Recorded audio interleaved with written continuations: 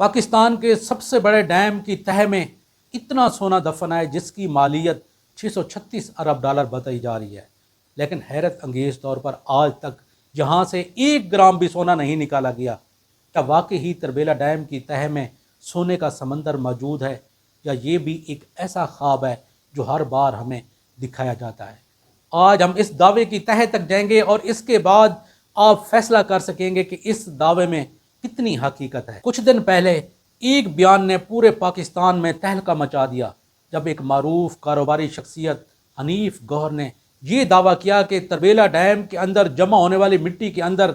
636 ارب dollar کا سونا موجود ہے۔ ان کے مطابق محض یہ صرف ایک دعویٰ ہی نہیں بلکہ اس کے مٹی کے نمونے اور اس کے بعد لیبارٹری ٹیسٹ اور جیولوجیکل حساب کتاب ریلیونٹ ڈپارٹمنٹ کے حوالے کیا جا چکا ہے۔ اس لیے سوشل میڈیا کے اوپر اس خبر کو سننے کے بعد کچھ لوگ خوشی سے جھوم اٹھے